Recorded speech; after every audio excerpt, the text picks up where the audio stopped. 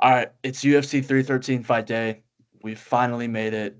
We are finally at a Justin Gaethje and Alex Pineda fight week, and this card kind of creeped up on us. I feel like we've been thinking so much about 314 and what's going to happen later on in the year that this one just kind of creeped up on us. But it's finally here, and I think it's a little bit more stacked than it's getting credit for, honestly, AJ. Yeah, there's a lot of good fights on this card. A lot of good fighters. Just some name brand on here. I've been pretty excited for a while now. Yeah, so we start with Curtis Blades versus Rizvan Kuniev, who is coming off of the Contender Series. Kind of a weird spot for Curtis Blades, in my opinion. We talked about it off air, but I mean, last fight, co-main event in London against potentially the number one heavyweight in the world, and now we see him on a prelim in Vegas. It is a pay-per-view card, but he's on the prelims, and finding Kuniev, who is coming off the Contender Series, and if some of y'all don't know his backstory, he has popped for lots of steroids before. Um, it says here that Kuniev was penalized after a drug test discovered drotizzanone, metalenone, boldenone, and 19 noradrosterone, which are all anabolic steroids. Um, So we've got a druggie making his debut against Curtis Blades. What do you think of that? I think it's kind of crazy. I don't know what the matchmaking was here. Why Curtis Blades is fighting down so much against the dude. This is literally this dude's first fight in the UFC. Like that isn't outside the Contender Series. Um, Also, again, who is an avid steroid user. So I just think it's kind of crazy. Like I don't know what he's like. What is like? Why can we not get Curtis Blades a better matchup? He's fighting this literally just random, bro. Like I know he's from the Contender Series. I literally have no idea who he is. I mean, fair enough. A lot of the general public doesn't, and honestly, I think it just speaks to Blades not showing up on that big stage in front of the bright lights, and I mean, he's not really much of a draw. Um, and heavyweight's been somewhat busy. We had the Sergon and Volkov fight. We had Rosenstrike and Pavlovich. Um, so in that sense, I somewhat get where he fell out of the mix a little bit. But I mean, there's plenty of guys he could have fought in the rankings. I mean, match him up with Tybura, match him up with someone lower down in the heavyweight rankings. But no, Cunha gets a massive opportunity coming in off of the Contender Series, a plus 270 dog, which I completely expected, and honestly, I'm not surprised it's a little bit higher. It's not higher. That being said, I'm taking Curtis Blades. I think the wrestling will be effective. I think he'll get a ground and pound TKO off of top position, maybe in the second or third round after he tires Cunha about a little bit. Um, but I am curious to see how Cunha does in this big spot. Yeah, I'm curious to see how he does, but all again, I'm also going Curtis Blades by. I really he can do whatever he wants, but I'm gonna go Curtis Blades by knockout. I think it'll be relatively quick, TBH. He's gonna get in there. I hope it's quick too, because like I say this all the time, I respect a heavyweight that will get it done quick, so we don't have to sit through a boring, fat slob fest. So Curtis Blades knocked this junkie out, um, and get us to the main card faster. I mean, Curtis, as I said before, he's not always showing up in the big moments and fights that can propel him to where he wants to go. But Curtis has had some fun fights before. I mean, he's had some good knockouts. Chris Dawkins was one that was fun. Um, but I mean, yeah, I do and I don't get why he's fighting Cunha. But that being said, I think the minus 360 is appropriate. I think Curtis Blades will get it done. I think it will be by finish. I'm just not sure when. So I don't know if you're gonna get what you want as far as early. So, and then on the main card, this one I'm really excited for. We're getting a lot of fighting nerds recently. Gene Silva just fought at the last fight night. Mauricio Rufi's fighting on this one. Gene Silva and Carlos Prates are fighting on 314. So a lot of fighting nerds recently. Really need to see Cabrajal now. Yeah, But I mean that's the biggest domino to fall out of that whole camp right now. I mean, he's the one that's essentially I think Protez is a little bit more popular at the moment, but Borralho right now is a little bit more um closer to that title. I feel like depending on the matchup that he gets, he's one fight away from it, potentially a title shot, depending on how middleweight shakes out. Um, I'd love to see him get a Whitaker fight or an Izzy fight, but we're not talking about Kyle right now. We're talking about Mauricio Hufi, coming in at minus 525, which I think is pretty warranted against King Green coming off of a disappointing performance to say against Paddy Pimblett back Mhm. over in the UK. That being said, I do think it plays out mainly on the feet. I think King Green can have moments. I think he can use his jab well. Um, I don't think this will just be a one-sided domination per se, but I think as far as punching power goes, you have to give the advantage to Rufy. And also you look at the age difference, 28 years old, 75-inch reach advantage as well against a 38-year-old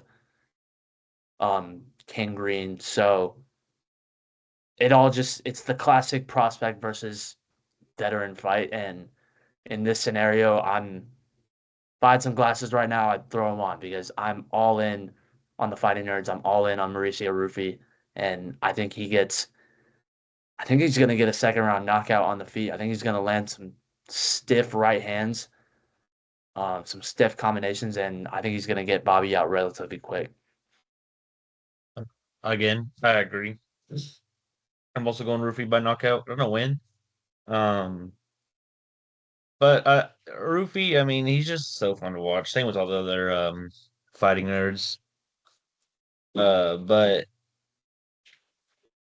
I think King Green, I don't even know if he's able to be that guy that's just gonna like gatekeep the division because I mean he's not even ranked anymore. I mean, like his last win was against Jim Miller at 300. I mean, all But respect to Jim Miller. Jim Miller was coming off a win streak going into that. He had earned his way up to Bobby King Green was in the rankings at the time, and I mean Jim Miller had earned his way into fighting potentially for a ranking at that time. So yes, Jim Miller is a little bit older, but that's still a good win from King Green. It is.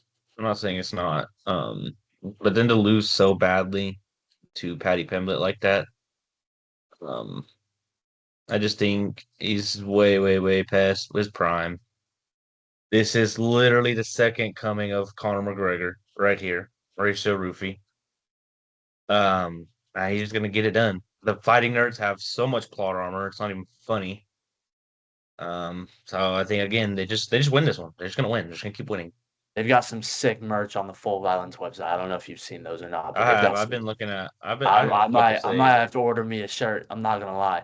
But yeah, Rufy 3-0 in his UFC career. His first two wins, um, actually 2-0 in his UFC career. Has a win on the Contender Series. Two of those wins by knockout, and his last one coming up against Jan Top off at UFC 309, the John Jones card. 5 round or not 5 round, 3 round decision. Landed some hard shots against James Yondop, who just had one of the craziest chins I've ever seen. Um, yeah. so yeah, I think everything is going well for Roofer right now. I think he's got all the momentum going into this, and I think he uses it well, and I think he gets past King Green with relative ease. But I think King Green is capable of having moments because if it plays out on the feet, I mean, King Green's a good striker. Yeah, he is. Um, but it's Mauricio Rufy, so I'm just playing. But yeah, Fun fight, excited. I woke up this morning excited for 313. And then I remember there was a WMMA on the main card. No, I'm kidding. I like Amanda Limos. I think she's actually very good. When you look at who she's losing to, I mean, she's really only losing to the top best of the division. It's true. So you can't really fault her for those losses she's had recently. Um, but I mean, I think this is gonna be a classic WMMA fight right here. It's gonna go all 3 rounds. But I don't know. What do you think? Um, I'm picking Lucindo. I think Lucindo is. I mean, you look at the age difference here. We talked about it with the King Green and Mauricio Rufy fight. The age difference in this fight is staggering.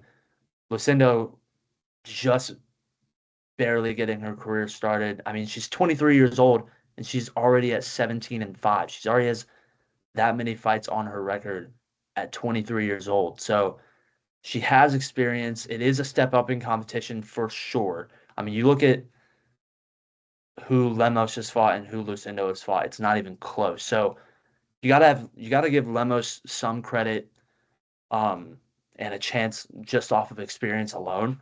But um again, it's prospect versus veteran. Um Lemos has had some trouble in her last few, although be it against the best of the best. Um so I'm gonna roll with the youth here. I'm gonna go with Lucindo. Um But I mean, Lemos is a live dog at plus 120, but I'm gonna stay chalk and go Lucindo. I guess this will be the first time we disagree, as I am going Amanda Lemos here. Like I said, she's a very good, talented MMA fighter. And I mean, like I said, you look at it, she's only lost to the best of the absolute best of the division. And I think that's just how I think there's a skill gap. I don't want to bad talk Lucindo here, but I just think Amanda Lemos, there's levels, it'll show. I think she gets it done tonight by decision. I think the skill gap, I think I'm gonna disagree with that because you look at she is young in her UFC career at 23 years old, but she's got wins over seasoned UFC women. Like she beat Marina Rodriguez her last fight, who's been in the UFC for a while, has been up in the rankings before. Before that, she beat Karolina Kowalkiewicz, also someone who's been in the UFC, has had experience. Um, she's beaten Polyana Viana. She's beaten Brogan Walker. Like she's beaten a lot of guys, a lot of women that have real UFC experience and have been at it for a while. So while she is super young, she has names on her resume, not to where as far as who they fought Lemos does. But I mean, both these women have a win over Marina Rodriguez. Um, and just with the age difference and where Lucinda's at right now, I think she's riding high. I think she's gonna beat Lemos by decision. Yeah, definitely decision in this fight. But the next fight on the card, Jalen Turner versus Ignacio Bahamondes. I think this one's gonna be really fun too. This is a sleeper pick for fight of the night. It Not this really isn't getting is. a lot of love because it's a fight at 155 on the same card as Rufy. Rufy's getting all the love in the world as he deserves with the fighting nerds. But Bahamanda is coming off of a really fun, entertaining performance at the Sphere card. And Jalen Turner, win or lose, always brings it. Um, I'll tell you one thing: if Jalen Turner lands, he's not gonna walk off like he did at UFC 300. He He will will not let cap that happen again. if he lands good shots on Bahamandez, he's going to capitalize. He has learned his lesson. But that being said, I was a tad, not that surprised, but I was a tiny bit surprised at Jalen Turner being the slight underdog. Again, it's not that big of a line, so it's really not that bad. But um, just with the experience he has and the guys that he's fought, I would have thought he would have been basically the line that we see right now would have been flipped. But I get why Bahamondes is the favorite. He's only 27 years of age. Jalen Turner's still only 29. We think of Jalen Turner as like this guy that's like kind of coming down in the UFC, but I mean, he's still got a lot of good wins, and he's again lost to some of the guys at 55. So I this one's probably the hardest one for me to pick on the card. That being said, I will roll with Bahamondes. Um, I think this is obviously going to play out mostly on the feet. Um, and I think Bahamondes will have a little bit of a speed advantage. That being said, another thing that's crazy about this is that it's two 6'3" guys fighting at 155. So something that Jalen Turner and Bottomide, to his credit, has always had an advantage with is fighting guys that are shorter than them, that don't have as much of a reach as them, have shorter legs than them. Now that's all out of the window for both of these fighters. So that's what I think makes this most interesting from my standpoint. Yeah, it is really something to think about. I'm also rolling with Bahamondes here. I'm gonna go Bahamondes by decision. I mean, Jalen Turner's still a very talented UFC fighter, but I mean, we've seen some of his past performances, and I just think Bahamondes is gonna just get it done. Yeah, Bahamondes coming off of a win at the Sphere at UFC 306 against Manuel Torres in round one. He knocked him out. Uh, coming off, and before that, he had another round one knockout against Christios Giagos, and then before that, he had two decision wins. So he's looked incredible in his UFC career. Jalen Yeah, Turner, back and forth a little bit. Obviously, he had the Moicano loss where he very well could have won. Um, and then, I mean, you look at the guys he lost to. I mean, kind of like with the Lemos fight against Lucindo, like the experience and the level of fighters that these two have fought. Jalen Turner has that advantage 1000%. I mean, you look at the guys he lost to. He's lost to Dan Hooker, Mateus Gamrot, Hanato Moicano, and before that, he was on like a 10 fight win streak going into the Brad Riddell fight. So he's only lost to the guys, and we've always seen, even in the Hooker fight, that he has the talent. So this one, like I said before, it's the hardest one for me to pick, but I'm gonna roll with Bahamondes on this, but I won't be surprised either way. yeah. Again, excited for this one. Next fight we got the co-main event, and I'm gonna talk here, and I don't want to like rant. I don't. I'm glad we still got a fight, No, go for a rant. Do but you? I mean, and this is a good. The first fight was amazing. I am so excited for it. I'm like, at the end of the day, one, did it really need a live? Like, it wasn't something crazy. Like, it's Rafael Fiziev, and Rafael Fiziev, very good fighter. I'm glad he's back after being gone for a while. But like, Coming off of a knee surgery. yeah, but like, did it need a live? Like, like when we got that first live the other day, we got crazy. It was Eli Torres vacating Oh, you're Volk talking about versus. Like a Dana White Instagram live. Yeah, yeah. Did Dana really have to go live to announce Gaethje versus Fiziev? Which one also got leaked like 2 minutes before the It did live get even leaked right happened. before it did get The leaked. UFC posted it, and I was like, did I miss the live? Um, and you could tell in the live, Dana was actually like, kind of, he was just like, "Oh, you guys already saw it." Gaethje versus Fiziev. And I don't want to say I'm underwhelmed, but I just want to say maybe I was expecting more from just because Dana was like, "We're going live to announce this breaking news," which one we already knew was Gaethje's replacement. But it's like when you say that, I don't want to sound like a casual or anything because again, I love Rafael Fiziev. I'm still very excited for this fight. I think it's going to be also a contender for fight of the night. Um, it's just like I don't know, kind of got my hopes up for something a little more. Uh, I think you were daydreaming if you were thinking anything in the likes of Armin Sarukian, Charles Oliveira, or Ilya Taporia. I think all of those three would have been fever dreams to happen on 2 weeks' notice, um, for a fight against Gaethje, who's coming off of a loss. That being said, I am on the complete other side of the spectrum when it comes to how I feel about this fight. I'm so excited for this.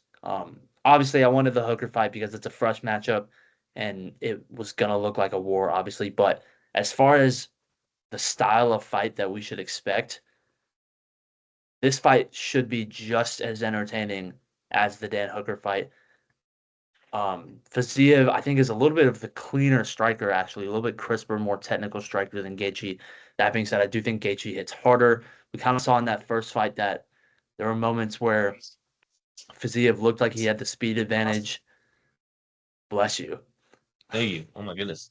Um, we saw where Faziev had the speed advantage, but Gaethje was able to get the timing down, landed harder shots, and at some points just kind of outwilled Faziev. Um, even at the end of the third round of that fight, got his takedown and told everyone they can shut the F up about him wrestling now. Um, but this one's really tough for me. I think what surprises me most is honestly the betting line. I mean, Faziev coming off of a knee injury, coming in on 2 weeks' notice, against someone who's already lost to, his came in at a minus 150 favorite, and he opened at like plus 120. So his odds have only gotten further down, and he's becoming even more of a favorite. So from a betting perspective, I would put money on Justin Gaethje as a live dog. I mean, this feels I don't want to say the same as BSD versus Poirier, being that Fiziev has fought Gaethje before, and we saw that he can compete with Gaethje. But just with the circumstances, with the 2 weeks notice, coming off of a long layoff, we haven't seen Fiziev in a while. He does stay in shape. I will say that he was always tweeting. He was looking for a fight for a while. He's pleading to the UFC to get him booked. So I do believe he was in shape and he was prepared. And like you saw him on the scale yesterday. I mean, he looked you that didn't look like someone that took this fight on 2 weeks notice, in my opinion. So I'm going back and forth on this.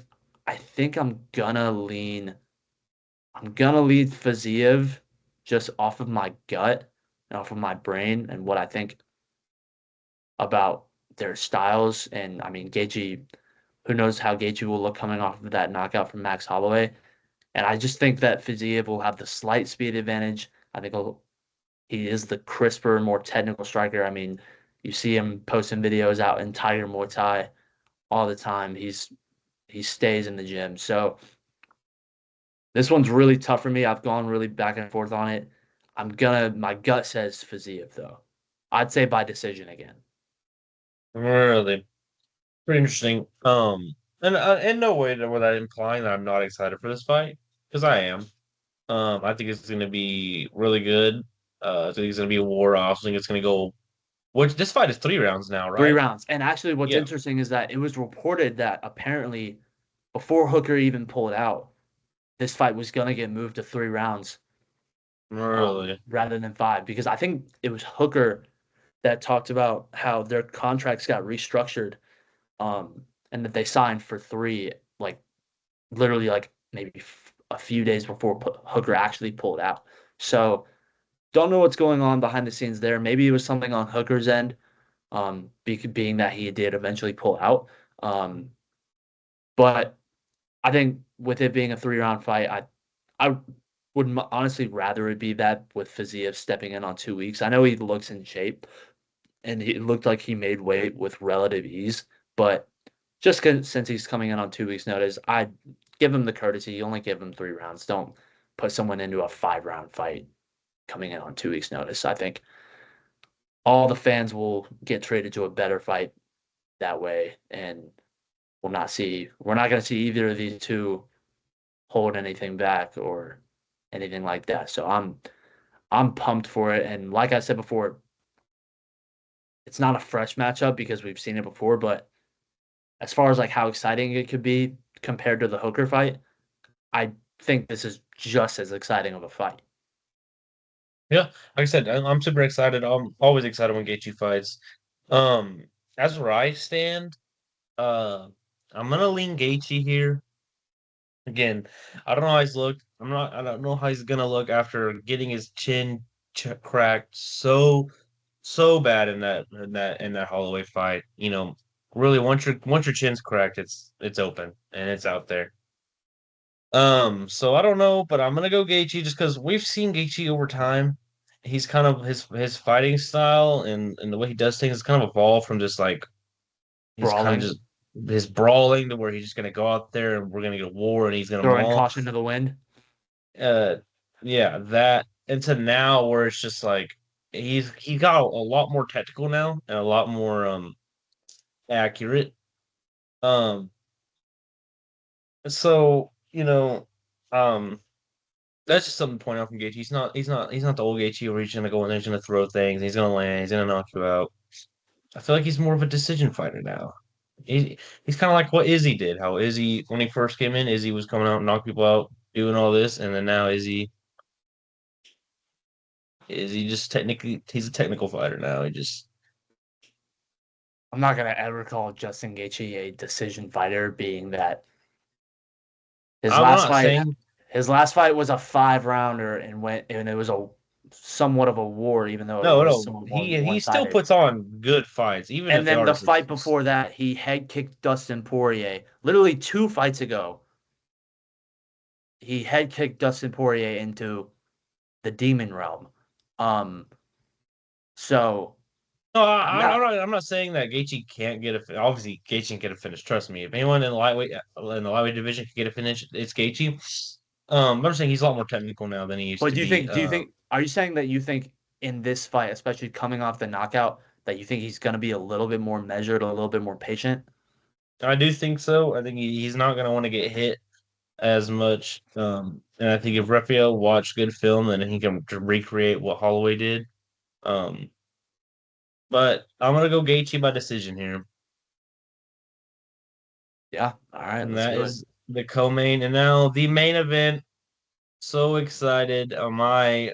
My end of year light heavyweight champion prediction will be coming true. Big Ank Magomed Ankalaev You just call him versus Big Alex Hank. Porter. That's Big Ank right there. Oh my God. Break it down. What do you think? Um, I think that, like I said, I've said this a lot with Pereira.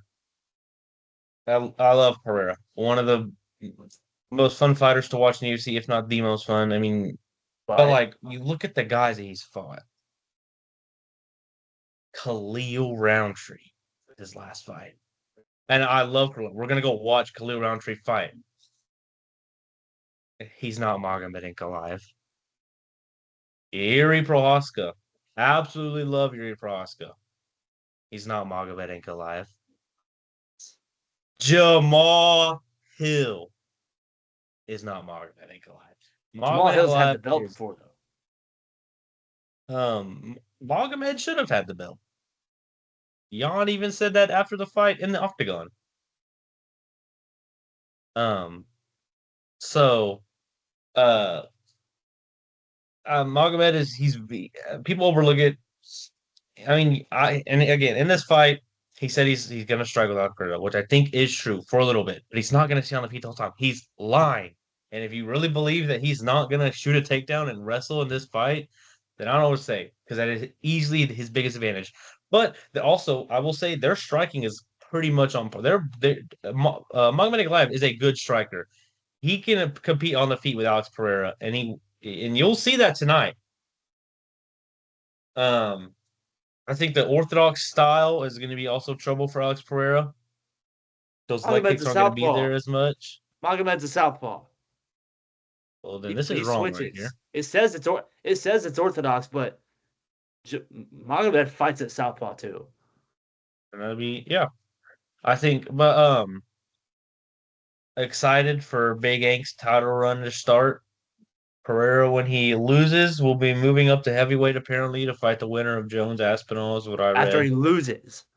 After he loses, if he loses, well, maybe. That makes I mean, no sense. Why would he go up to heavyweight after losing? He can't earn a shot at the heavyweight title after losing his 205 title.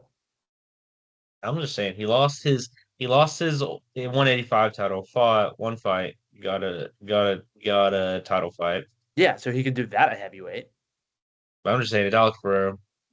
Maybe he kind of has some leeway.